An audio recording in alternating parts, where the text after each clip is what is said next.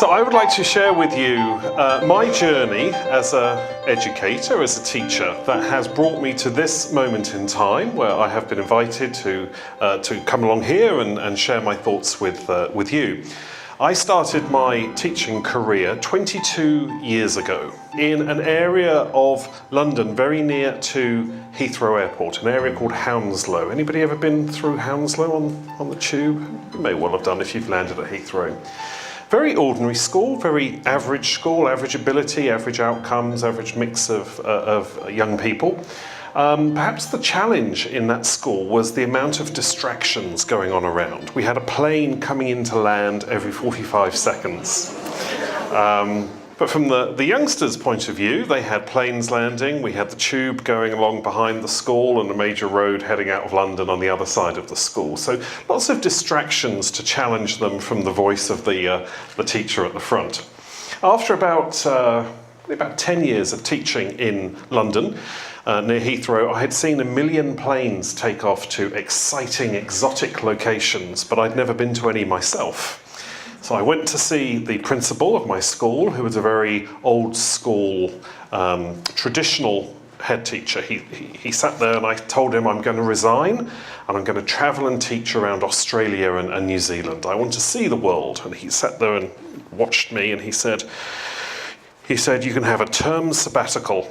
You can go overseas, see the colonies. Very old school. Come back and knuckle down.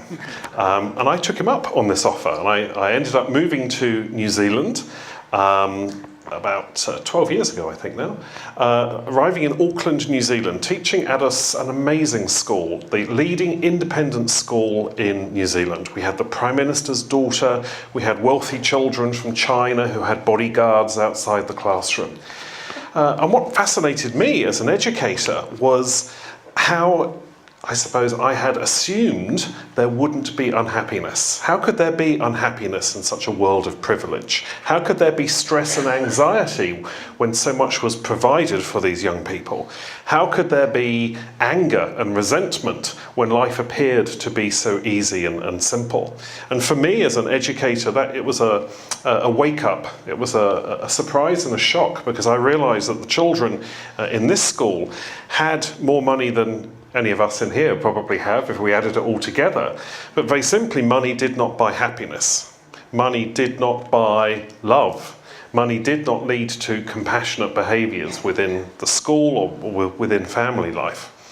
And similarly, I remember one day I had an email from a mum saying that she wouldn't be able to collect her daughter from school that day. She was caught in a business meeting in Sydney and would be back the next day, and could I arrange for someone to take her daughter home and bring her back the next day? Now, in a state school we'd call that neglect. In a private school it's called a temporary accommodation crisis. And it was interesting for me to realise that regardless of socioeconomic background, regardless of parental education levels, all of those type of indices that we work with the whole time, stress and anxiety, happiness, unhappiness, optimism, pessimism, these are issues that affect every child, every young person in every school. It's really not a case of saying this is something that happens in this part of town, or these are worries that are only for some children from some backgrounds. I came back to the UK about 7 years ago and was part of a team that was brought on board to turn around Britain's lowest achieving secondary school, which was up against some pretty stiff competition. This school in Slough. Anybody been to Slough? Oh, okay. My usual question is why? Slough's only claim to fame is that in the 1950s it had Britain's largest trading estate. Full stop. This school in Slough had the lowest graduation rate in the UK, 4%, 6%, 8% over 3 years. Had 7 different principals. We had a full-time policeman on site. And I was part of a team of 5 that was brought in to help turn this school around. And for me, coming from a very privileged background, it was a nice wake-up call. I didn't realise how tough schools are until I found myself in one. But for me, I began a journey that has led me to where I am now. That for these youngsters, many of them were arriving at school angry or stressed or worried about things that had nothing to do with school or things that had nothing to do with learning. And yet the system, the school system, was about intervention. Somebody's slipping behind in maths, they need to do more maths. Somebody's slipping behind in English, they need to be taken out and do more English. And that's expensive. It costs a lot of money, small groups, 1 adult, 3 people. And yet with these youngsters, I began to realise that unless we help them understand themselves, understand how they feel, manage, modify their feelings and emotions. You can do extra maths and extra literacy 25 hours a day, but it's not going to help these kids realise their potential. And that's what led me on a journey as a practitioner that has brought me to where I am today. One of the realisations I had was that so often when we talk about mental health, we talk about mental health when things have gone wrong. We wait until there is a problem. We wait until a mental health expert is brought in to sometimes remedy, but quite often band-aid, put a plaster over the problem. That made me realise we need to take a step back. We need to be looking at preventative measures, preventative programs. And now, this was about 6 years ago, I still struggle to find head teachers who will agree to have a meeting with me to talk about preventative mental health.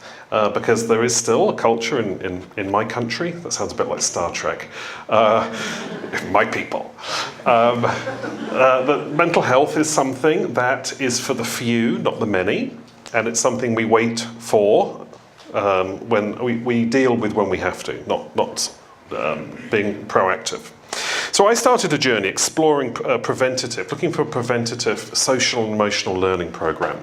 When I started exploring, there were several things that I was interested in finding out more about.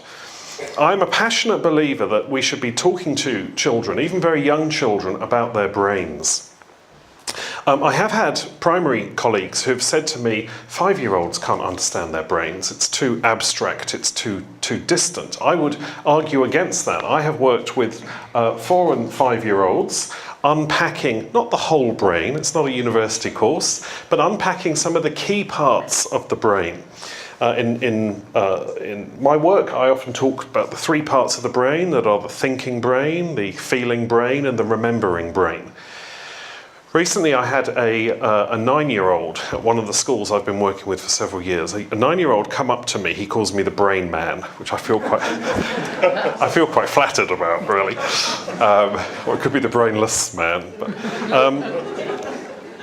he came up to me and said, so I'm not a naughty little boy then? And I said, oh, what do you mean? And he said, everyone tells me I'm a naughty little boy, but I'm not. It's just my amygdala kicks off and I need to learn how to train it. Now, we laugh, and I laughed too, but there are youngsters who, at the age of 9, 10, 11, 14, whatever age, do begin to get the message from home, from school, that actually there's something wrong with you. That you are a naughty little boy, you are a disruptive soul. And that's really where we see some of those people diverting from a career as a successful thinker and learner at school and saying, perhaps I can achieve somewhere else. This is a lovely activity. I tried to grapple. I was very brave, actually, which is unusual for me. This teacher who teaches 5-year-olds, she said to me, the brain is too hard for my kids. And I was talking to her, and in the end, I said, I'll come in and do the brain with your class. Because they're 5-year-olds, who wouldn't love to spend 20 minutes with a group of kids? So we decided that we would unpack the brain, but rather than making posters or doing lots of literacy, we used Play-Doh. And we took the brain and we split into little groups. One group looked at the amygdala, somebody else the hippocampus, somebody else the prefrontal cortex, and we just learnt 3 facts about it, one of them being the name. We stuck the pieces together and we had our own brain. That was the beginning of the neuroscience for those wee kids. To my mind, neuroscience is about empowering kids, even very young kids, helping them understand what's happening in their brain when they are stressed, or when they are angry, or when they are anxious, helping them realise the normal brain function that we have on a typical day, that we get distracted, and that's not necessarily a bad thing. When we realise we're distracted, every time we can bring our focus back to where we choose to focus, that means we are developing the habit of focus as a continual rather than a one-off. I was also interested in social and emotional learning. To my mind, again with very young children, sometimes we need to explore the vocabulary of emotions. But for kids who perhaps don't hear the language of emotions at home, or see a variety of emotions modelled at home, being able to grapple, being able to understand and communicate how you're feeling is a key starting point for some of our youngsters. I was also interested in positive psychology that we've just heard so much about, and I was increasingly thinking that positive psychology is something that I think teachers, primary and secondary, have always encouraged. Certainly when I think about story time, when I think about children's literature, I've always picked out stories where there's happiness, where there is compassionate behaviour, where there is empathy. But I perhaps didn't know what the heading was. I didn't know perhaps how to organise that.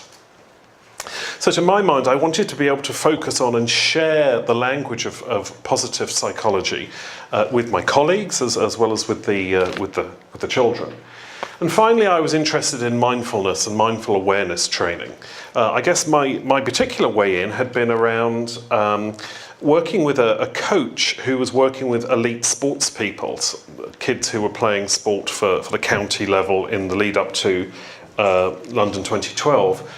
And realising the technique that athletes are taught when they're lining up just before a race, each of them's being introduced one at a time, the camera's focusing in on them, and sometimes they seem to be completely removed from all of the distractions going on around. There's the crowd, there's the camera, they're feeling nervous because the race is ahead, maybe they're feeling competitive with the person, but they look completely in the zone. Did somebody mention in the zone?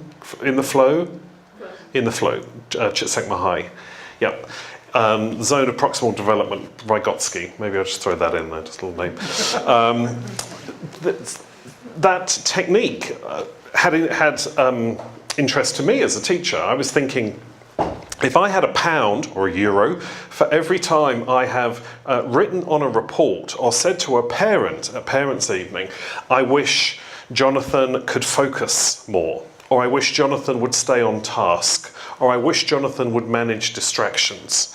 Any of those things made sense to me as a teacher, but I realised I had never taught my kids how to manage distraction, how to focus, how to concentrate, or how to manage all the different things that are going on around us in beautiful classrooms with planes going overhead. Why would my brain focus for half an hour on the teacher's voice? So to my mind, there needed to be a component where we empower the kids, and indeed some of the adults in the school, to learn how to better focus and concentrate. That led me to explore different programs. I found the Mind Up curriculum, which is developed by the Horn Foundation in the US. I started using that in my school, and originally I was the lone wolf. I think the term is the early adopter or the pioneer. I was the lone wolf. My particular challenge, and this really had only come around after 15 years of teaching, my particular challenge was moving my kids from the joy of lunch to the joy of learning after lunch. Does anybody else have that challenge as a teacher? And it's not just schools, is it? The kids come in after lunch and they're full of the joy of lunch. It's the best time in the day. Talking of lunch, okay, I'll speed it up. So I had, over the years, I had battled with that transition, moving from the joy of lunch to the joy of learning after lunch. I had tried all the teacher techniques, counting down to 1, counting from 1 up to 5, bunny ears. I'd found myself saying all those teachery things like, it's not my time you're wasting, it's yours.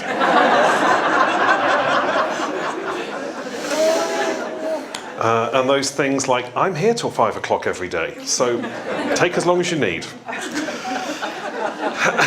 And sometimes I'd found myself slipping into that biggest mistake of a teacher, which is raising my voice when I have one voice and they have 30.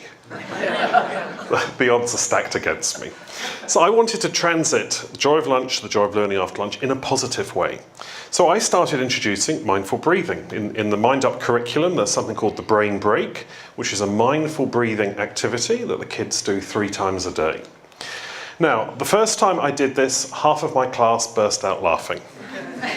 I had one of my very able children at the front. She turned to her friend and said, "He's been at a conference."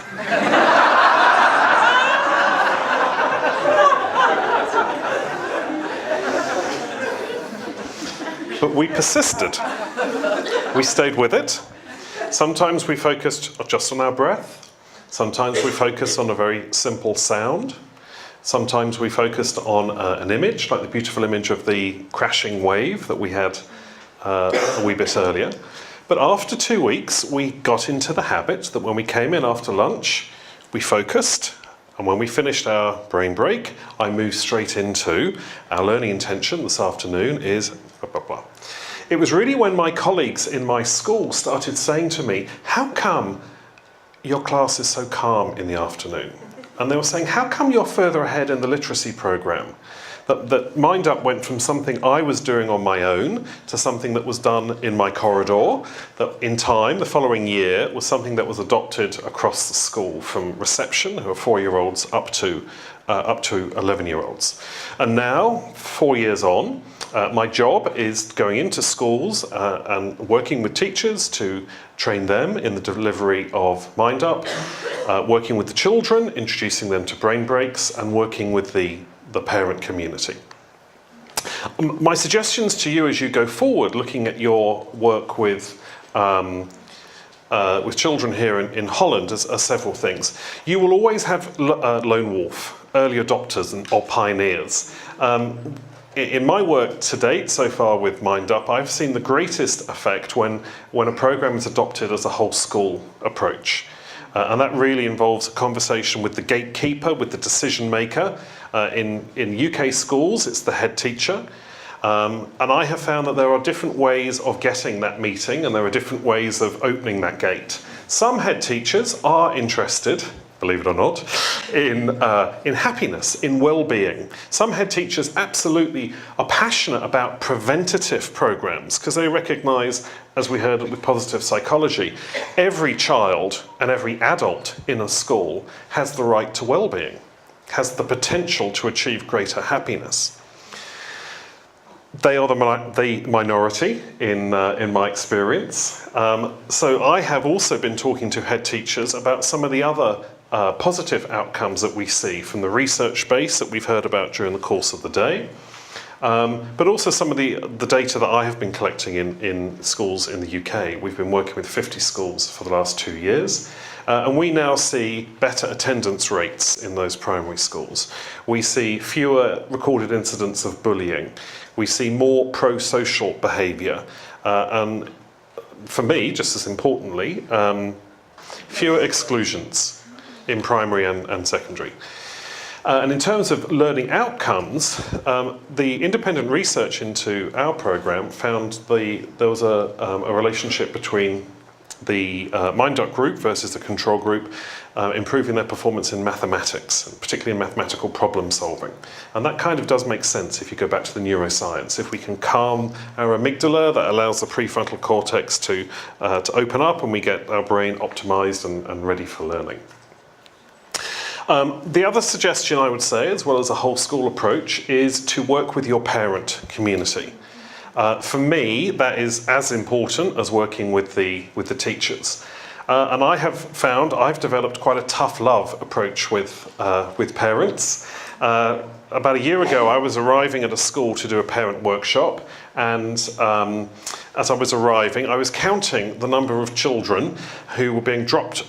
No, that was collecting them. I was observing how many children were being nagged at or moaned. Some of the children I had worked with quite early on in the school day could appear to would become very angry or very upset, often in response to what appeared to me to be a very small incident.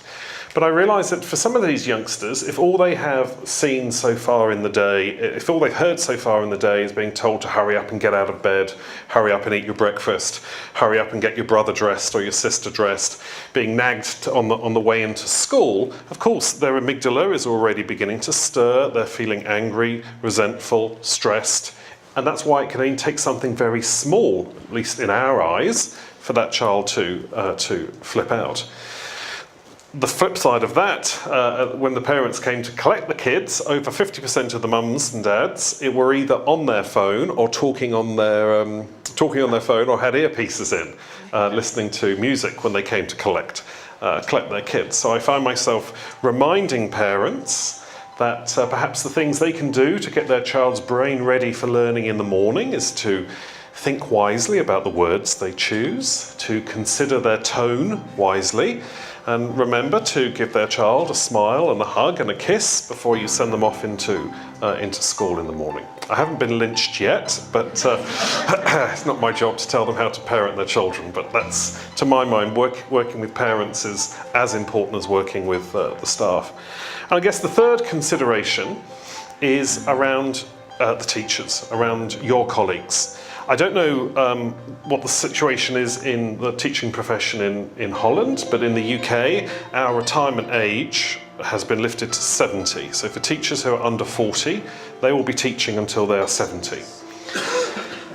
Mine is 68. I'd be retiring at 68. So I think a key component is self-care for the adults in the school. Self-care in terms of positive psychology, reminding all of us in a school that that positive atmosphere, the optimistic classroom, starts with each and every one of us. It's not something we need to buy in. It's not computer software.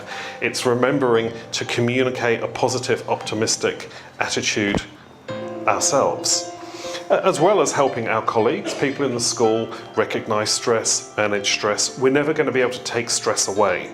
But how do we recognise it, manage it, and walk away from stress successfully?